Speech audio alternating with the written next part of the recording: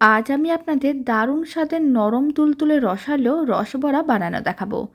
এইভাবে একবার অল্প একটু সুজি ও ময়দা দিয়ে রসবড়ার রেসিপিটা বাড়িতে বানিয়ে দেখতে পারেন। বানানোর জন্য খুব বেশি উপকরণ বা সময়ের প্রয়োজন পড়বে না, আর খেতেও ভীষণ ভালো হয়। আশা করি রেসিপিটা আপনাদের খুবই ভালো লাগবে, আর বাড়িতে বানালে কমেন্ট বক্সে জানাতে একেবারেই ভুলবেন না খেয়ে আপনাদের কেমন লাগলো। আমি আপনাদের একটা রসবড়া কেটে দেখিয়ে দিলাম। আপনারা দেখুন, রসবড়াটা কিন্তু বেশ নরম তুলতুলে রসালো। নমস্কার, আমি রুমি। আপনাদের সবাইকে আবারও একটা দারুণ স্বাদের রেসিপিতে স্বাগত। প্রথমে একটা মিক্সিং বোল নিয়েছি, তার মধ্যে দিয়ে দিলাম মেজারিং কাপের হাফ কাপের মতন সুজি। এখানে 100 গ্রামের মতন সুজি আছে। আর একইভাবে আমি 100 গ্রাম ময়দা দিয়ে দিলাম। আর আমি দিয়ে দিচ্ছি চা চামচের 4 ভাগের 1 ভাগ বেকিং পাউডার, আর বেকিং সোডাও দিয়ে দিচ্ছি চা চামচের 4 ভাগের 1 ভাগ। এবার আমি এর মধ্যে দিয়ে দিচ্ছি অল্প একটু এলাচ গুঁড়ো। এলাচ গুঁড়োটা আপনারা এই সময়েও দিতে পারেন, নাহলে চিনির শিরার মধ্যেও দিতে পারেন। আর আমি দিয়ে দিচ্ছি চা চামচের 3 চামচের মতন দিয়ে দিলাম গুঁড়ো দুধ। গুঁড়ো দুধ দিলে যে কোনো জিনিস খেতে অনেক বেশি ভালো হয়, তাই আমি এখানে গুঁড়ো দুধ দিলাম। তবে গুঁড়ো দুধটা আপনারা চাইলে দিতেও পারেন, নাও দিতে পারেন।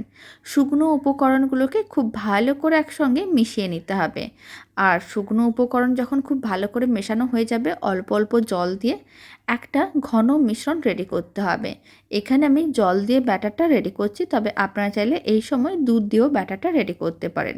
আর এখানে আমি রুম টেম্পারেচারে জলই নিয়েছি, কোনো রকম ঠান্ডা বা গরম জল দিইনি। সমস্ত কিছু এইভাবে খুব ভালো করে মিশিয়ে নিতে হবে, যাতে কোনো কিছু দলা না পাকিয়ে যায়।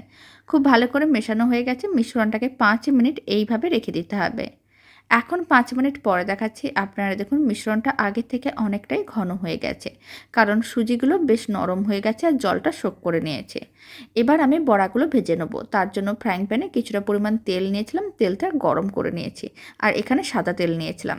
তারপর অল্প অল্প করে মিশ্রণ নিতে হবে, আর এইভাবে গরম তেলের মধ্যে দিয়ে দিতে হবে। পুরো মিশ্রণটা একসঙ্গে দেওয়ার দরকার নেই, এইভাবে বেশ কয়েকটা প্রথমে বড়াগুলো ভেজে নিতে হবে। বেশ কয়েকটা বড়া আমি গরম তেলের মধ্যে দিয়ে দিলাম। এখন ফ্লেমটা মিডিয়ামে করে দেবো।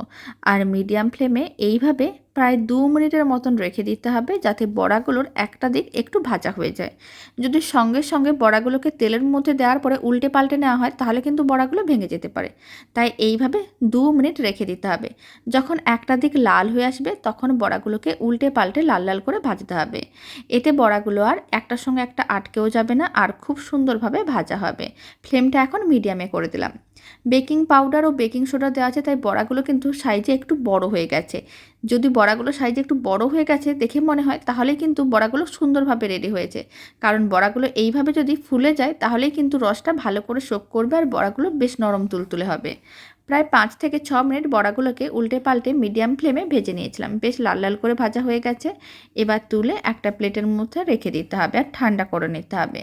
বাকি বড়াগুলো একইভাবে ভেজে নিয়েছিলাম। এবার চিনি শিরা রেডি করব। তার জন্য 1 কাপ চিনি দিয়ে দিলাম। এখানে প্রায় 200 গ্রামের মতন চিনি দিয়েছিলাম। আর আমি যেই কাপ মেপে চিনি দিয়েছিলাম, সেই কাপের 1.5 কাপ আমি জল দিয়ে দিলাম। চিনি শিরাটা একটু পাতলা করে বানাতে হবে, তাহলে বড়াগুলো ভালো করে চিনি শিরাটা শোক করতে পারবে। যদি চিনি শিরা অনেক বেশি ঘন হয়, তাহলে কিন্তু বড়াগুলো চিনি শিরাটা ভালো করে শোক করতে পারবে না।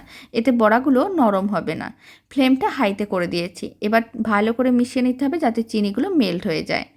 প্রায় 2 মিনিট চিনি শিরাটাকে খুব ভালো করে ফুটিয়ে নিয়েছিলাম। এখন ফ্লেমটা একেবারেই লোতে করে দিয়েছি। আর ভেজে রাখা সমস্ত বড়াগুলো আমি চিনি শিরার মধ্যে দিয়ে দিলাম। চিনি শিরার মধ্যে দেওয়ার পরে একটু উল্টে পাল্টে নিতে হবে। তারপরে ফ্লেমটা অফ করে দিতে হবে। কড়াইয়ের ঢাকনাটা বন্ধ করে এইভাবে 10 থেকে 15 মিনিট রেখে দিতে হবে। এতে বড়াগুলো ভালো করে চিনি শিরাটা সোক করে নেবে। এখন আমি আপনাদের 15 মিনিট পরেই দেখাচ্ছি। এবার বড়াগুলোকে উল্টে পাল্টে দেখে নিতে হবে। এই সময় কিন্তু বড়াগুলো বেশ ভারী হয়ে গেছে, তার মানে বুঝে নিতে হবে বড়াগুলো ভালো করে চিনি শিরাটা শোক করে নিতে হবে। দারুণ সাথে নরম তুলতুলে রসালো রসবড়া একেবারেই রেডি। বাড়িতে বানিয়ে দেখতে পারেন, খুবই কম সময়ের মধ্যে রেডি হয়ে যায়, তবে খেতে ভীষণ ভালো হয়। আশা করি আপনাদেরও খুবই ভালো লাগবে। আর বাড়িতে বানালে কমেন্ট বক্সে জানাতে একেবারেই ভুলবেন না খেয়ে আপনাদের কেমন লাগলো।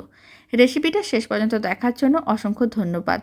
ভালো লেগে থাকলে আপনারা যদি ফেসবুক থেকে রেসিপিটা দেখছেন, পেজটিকে ফলো করে নেওয়ার অনুরোধ রইল। ইউটিউব থেকে দেখলে চ্যানেলটি সাবস্ক্রাইব করে নেওয়ার অনুরোধ রইল।